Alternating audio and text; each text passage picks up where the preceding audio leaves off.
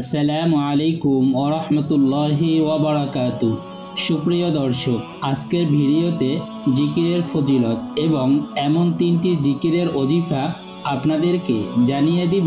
আপনার জীবন চলে গেলেও এই তিনটি জিকির কখনো মিস করবেন না। উঠতে বসতে চলতে ফিরতে যদি এই তিনটি জিকির আপনি করতে পারেন, আপনার জন্য রহমতের দরজা খুলে যাবে, রিজিকের দরজা খুলে যাবে, আপনার সকল কিছুতে বরকত হবে, রুজি রোজগারে বরকত হবে, হায়াতে বরকত হবে, আপনার সকল কাজে মহান আল্লাহ তাআলার গায়বী সাহায্য আসবে, দুনিয়া ও আখেরাতের ভরপুর কল্যাণ অর্জন হবে। সুপ্রিয় দর্শক, আমি নিশ্চিত আজকের এই আমলের আলোচনাটি আপনার জীবনের মোড় ঘুরিয়ে দিবে ইনশাআল্লাহ। তাই ধৈর্য ধরে ভিডিওটি দেখার ও শোনার জন্য বিশেষ অনুরোধ রইল।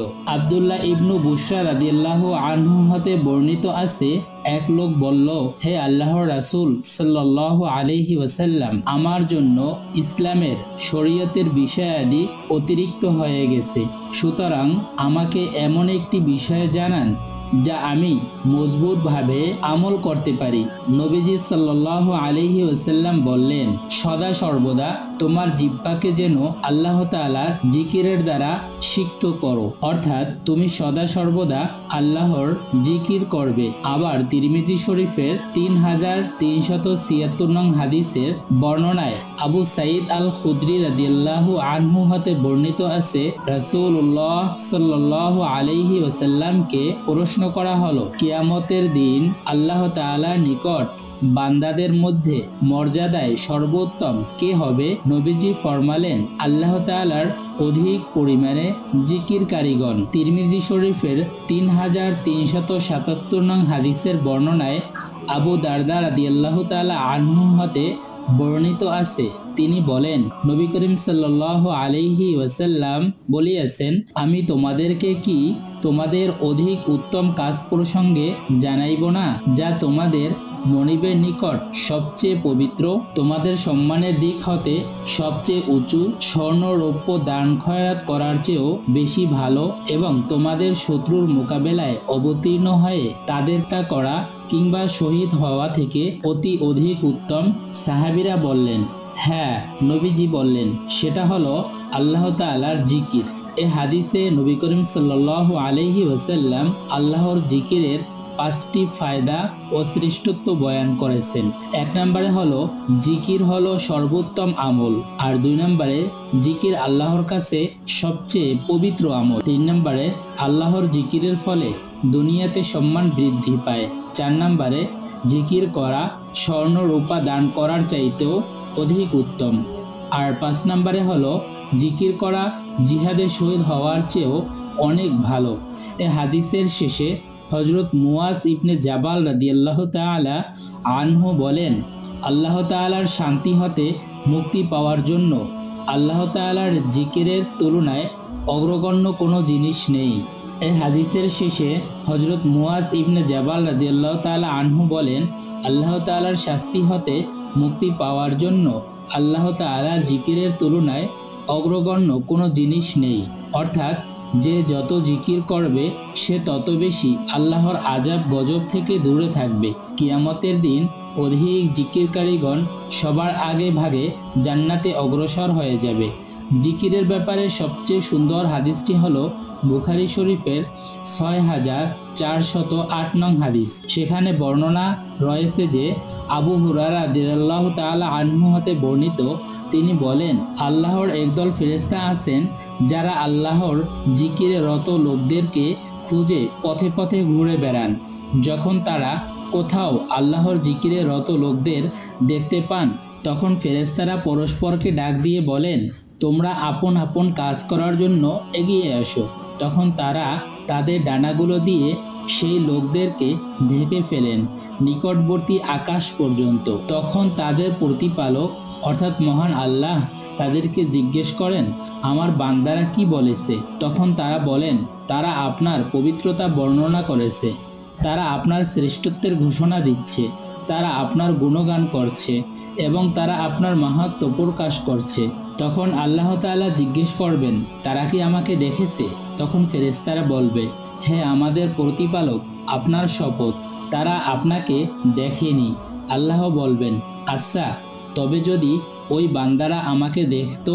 ফেরেশতাগণ বলবেন, যদি তারা আপনাকে দেখতো তবে তারা আরও অধিক পরিমাণে আপনার ইবাদত করত এবং আরও অধিক পরিমাণে আপনার মাহাত্ম্য ঘোষণা করত আর আরও অধিক পরিমাণে আপনার পবিত্রতা বর্ণনা করত।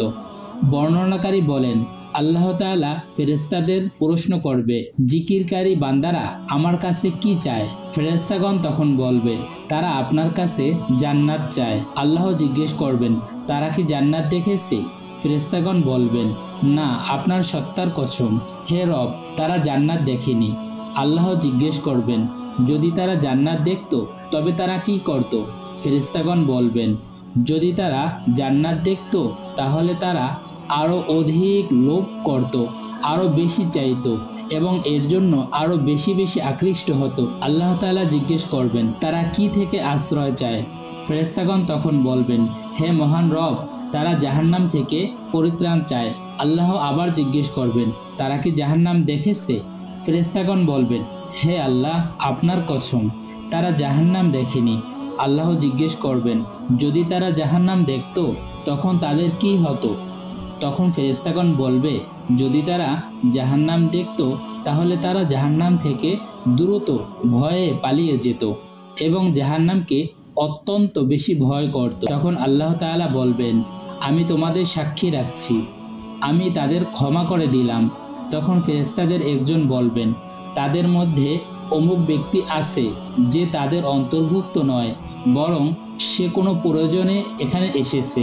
আল্লাহ তাআলা বলবেন, তারা এমন উপবেশনকারী যাদের মজলিসে উপবেশনকারী বিমুখ হয় না।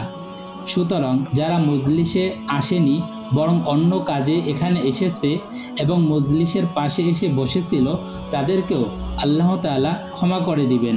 সুতরাং যারা মসজিদে এসে দাঁড়িয়ে থাকেন, মাহফিলে এসে দাঁড়িয়ে থাকেন, তাদের উচিত যে কোনোভাবে বসে যাওয়া, তাহলে আল্লাহ পাক তাদের ক্ষমা করে দিবেন। আল্লাহ তাআলা সূরা আহজাবের 41 ও 42 নং আয়াতে বলেন, হে মুমিনগণ, তোমরা আল্লাহ তাআলাকে অধিক পরিমাণে স্মরণ করো এবং সকাল বিকেল আমার পবিত্রতা বর্ণনা করো।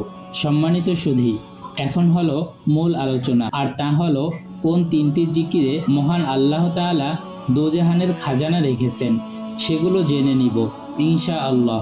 প্রথম জিকিরটি হলো তিরমিজি শরীফের 3590 নং হাদিসে বর্ণিত রয়েছে যে রাসূলুল্লাহ সাল্লাল্লাহু আলাইহি ওয়াসাল্লাম বলেছেন, কোনো ব্যক্তি সততার সঙ্গে লা ইলাহা ইল্লাল্লাহ বললে তার জন্য আকাশের দরজা খুলে দেওয়া হয়, ফলে উক্ত কালিমা আরশে আজিম পর্যন্ত পৌঁছে যায় যতক্ষণ সে কবিরা গুনাহ ত্যাগ করে, অর্থাৎ কবিরা গুনাহ না করে। আর লা ইলাহা ইল্লাল্লাহ এমন এক জিকির যা সবসময় পড়া যায়, ঠোঁট নাড়ানো ছাড়াও পড়া যায়। বসে থাকলে এই জিকিরটি করতে পারেন। দ্বিতীয় জিকিরটি হলো তিরমিজি শরীফের 3592 নং হাদিস। সেখানে ইবনু উমর রাদিয়াল্লাহু আনহু হতে বর্ণিত আছে, তিনি বলেন, একদিন আমরা রাসূলুল্লাহ সাল্লাল্লাহু আলাইহি ওয়াসাল্লামের সাথে নামাজ পড়ছিলাম। সে সময় সমাগত লোকদের মাঝে হতে এক লোক বলল, আল্লাহু আকবার কাবীরা ওয়ালহামদুলিল্লাহি কাসীরা ওয়া সুবহানাল্লাহি বুকরাতান ওয়া আসীলা। রাসূলুল্লাহ সাল্লাল্লাহু আলাইহি ওয়াসাল্লাম বললেন, এই বাক্যটি কে বলেছে? উপস্থিত লোকদের মাঝে থেকে সেই লোক বলল, হে আল্লাহর রাসূল, এটি আমি বলেছি। তখন নবী করিম সাল্লাল্লাহু আলাইহি ওয়াসাল্লাম বললেন, এই দোয়ায় আমি খুবই আশ্চর্যান্বিত হয়েছি। এই বাক্যগুলোর জন্য আকাশের দরজা খুলে দেওয়া হয়েছে। ইবনু উমর রাদিয়াল্লাহু আনহু বলেন, রাসূলুল্লাহ সাল্লাল্লাহু আলাইহি ওয়াসাল্লামের কাছে আমি এই কথা শোনার পর থেকে কখনো তা পাঠ করা পরিহার করিনি। আল্লাহু আকবার কাবীরা ওয়ালহামদুলিল্লাহি কাসীরা ওয়া সুবহানাল্লাহি বুকরাতান ওয়া আসীলা। আর তৃতীয় জিকিরটি হলো ইস্তিগফার, যে জিকিরটি করলে আপনার দুনিয়ার সকল নেক আশা পূরণ হবে, অভাব দূর হয়ে যাবে। সূরা হুদের 52 নং আয়াতে আল্লাহ তাআলা বলেছেন, হে আমার কওম, তোমাদের পালনকর্তার কাছে তোমরা ইস্তিগফার তথা ক্ষমা প্রার্থনা করো, অতঃপর তারই প্রতি মনোনিবেশ করো। তিনি আসমান থেকে তোমাদের উপর বৃষ্টি ধারা প্রেরণ করবেন। সুতরাং যে কোনো কাজে মনে মনে ইস্তিগফার করুন, সে কাজে আর ক্লান্তি অনুভব হবে না, কারণ আল্লাহ তাআলা শক্তি বাড়িয়ে দিবেন। এই জিকির দ্বারা মনের প্রশান্তি চলে আসবে। অতএব প্রিয় বন্ধুরা, আমরা এই তিনটি জিকির, একটি হলো লা ইলাহা ইল্লাল্লাহ, আর দ্বিতীয়টি হলো আল্লাহু আকবার কাবীরা ওয়ালহামদুলিল্লাহি কাসীরা ওয়া সুবহানাল্লাহি বুকরাতাও ওয়া আসীলা, আর তৃতীয়টি হলো ইস্তিগফার। এটা আমরা শুধু আস্তাগফিরুল্লাহ বললেও হবে। এই তিনটি জিকির সদা সর্বদা আমাদের মুখের জারি রাখা খুবই জরুরি।